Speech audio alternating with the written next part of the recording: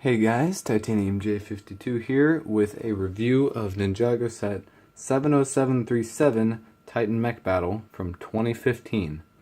This set retailed for $60 when it was released and contains 754 pieces and 5 minifigs. First off, we're going to take a look at those minifigs. First one we'll look at here is Zane. Zane is in his Deep Stone suit, which only appeared in 2 sets, the other being the Temple of Air Jitsu. So this was kind of an exclusive figure. He has the armor, the Deep Stone armor, and the nice black with the white robes. The back, he's got that symbol, and underneath the face, he's got that new for 2015 Zane face with kind of a little visor thing, and then smiling face on the other side. And also the new at that time mask piece, which I think looked really nice. Next up here we have Jay. He is also sporting his Deep Stone outfit and also looks really good. He also has these Deep Stone nunchucks, which is just like the regular nunchucks of lightning except with black lightsaber handles. The robe printing looks really nice on him. He's got the usual J face that was common up until late 2016.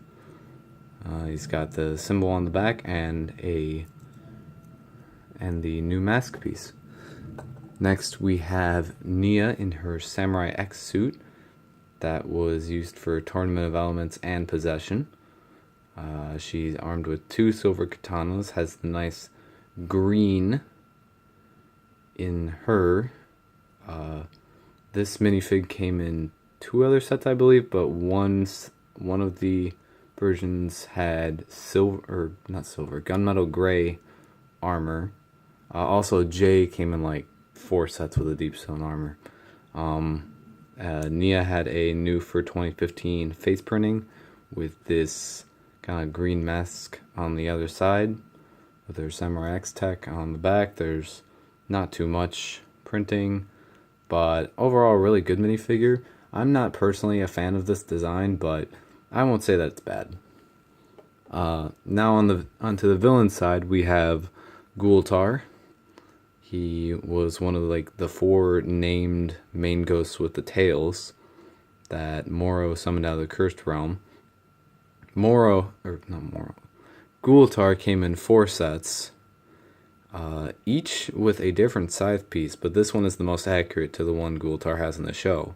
But the minifig was all the same. It came with the purple rice hat, this kind of little cloth piece, the ghost tail, focus, oh, and on the back, just more of that, and you can kind of see the, if it would focus, you can kind of see the skull bandages with a bit of metal, and underneath the dark blue kind of face wrap you can see a nice grinning skull.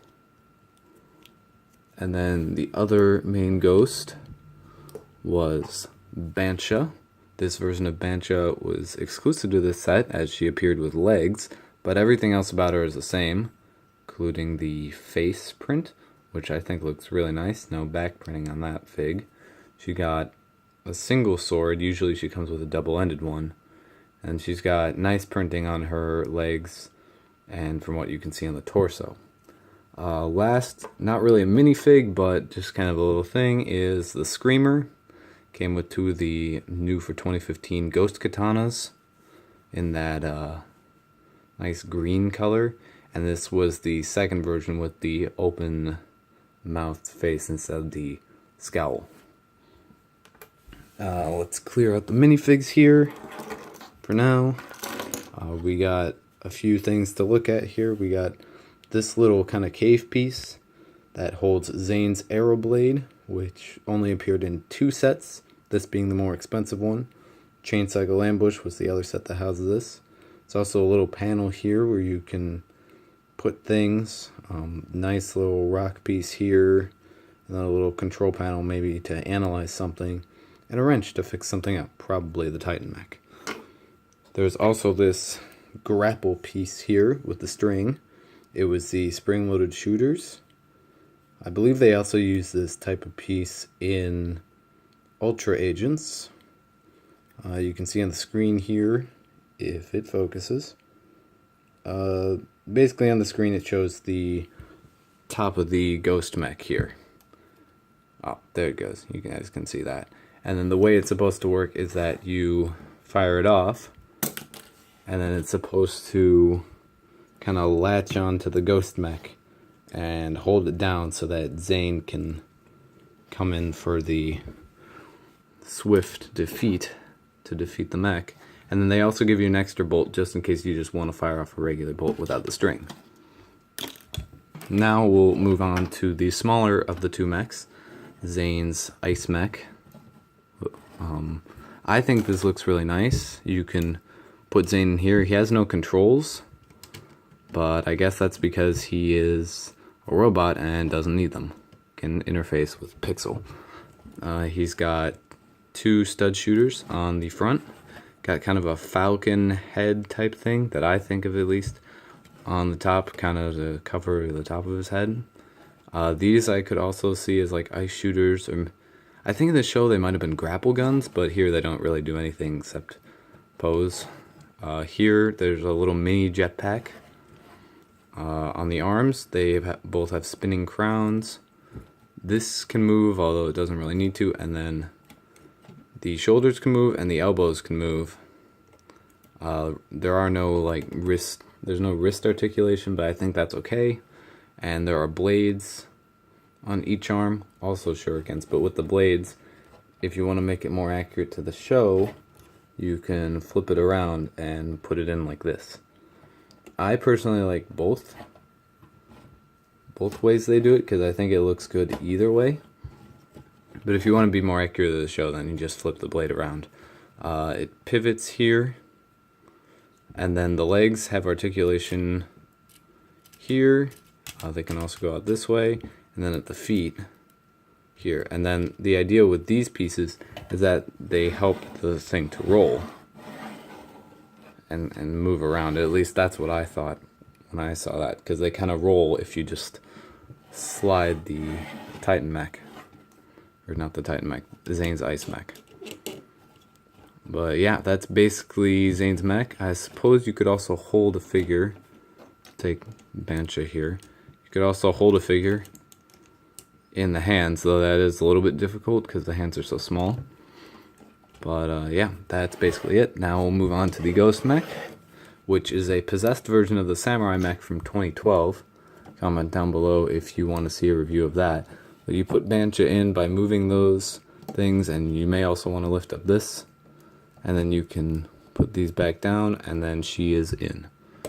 She kind of angles down in her little seat. That kind of bothers me a little bit. I think she should be facing regular, but I mean, it's not the worst thing that could happen. It could probably be fixed just by adding some jumpers to it or something, because she stands right there. If you put some jumpers above it, she'd probably stand a lot better. I'm just not sure that would be stable. So maybe that's why the LEGO designers didn't do that. As you can see, this thing is a bit dusty. It's been sitting on my shelf, but this can move up here. The flag can turn around. You also have the jetpacks back here, and the shoulder armor of the mech here. And then you have 4 arms. 2 of them are a bit more bulky than these 2.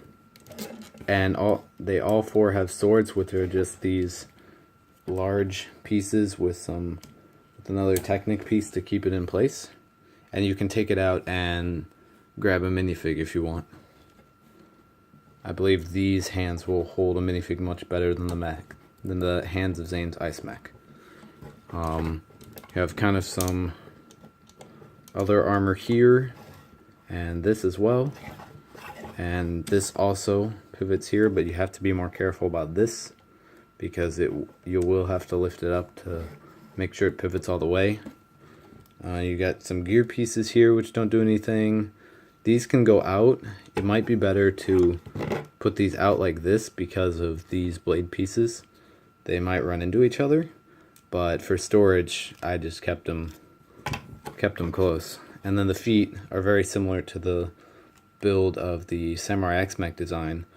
I mean, since it is possessed, it should be, but it works. And then these pieces keep the feet from going too far back, which is good because I had noticed that problem on the first Spinjitzu Master Mech from the Temple of Light. I don't have that set up anymore. It's destroyed and somewhere in my collection, but that thing fell forward and back all the time, and I'm glad they were able to address that issue with a larger mech in this set.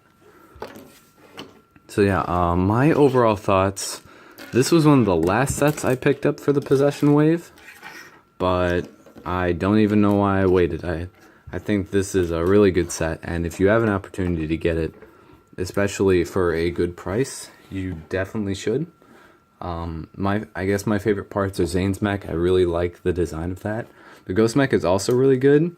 It's just a bit bulky and all that. I think the forearms was a little bit unnecessary for the Possession. I mean, it's Ninjago, and Ninjago likes to do things with forearms, but I just think that it was a bit too much because they just kind of run into each other. The minifig selection is good. I'm glad they included Zane in a medium-priced set in his Deepstone version. And the rest of the minifigs aren't too rare, so I think that's a really good choice. I think also this is the cheapest set that this version of Nia comes in, now that I think of it.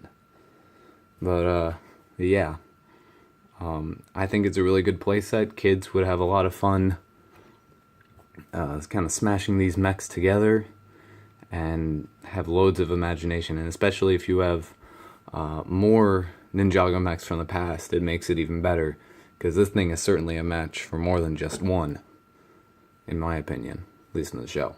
But yeah, that's going to conclude my review of 70737 Titan Mech Battle.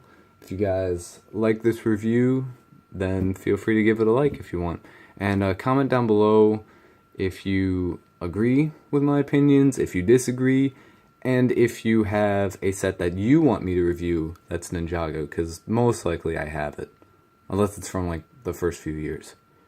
But anyway, yeah, thank you all for watching, and have a great day.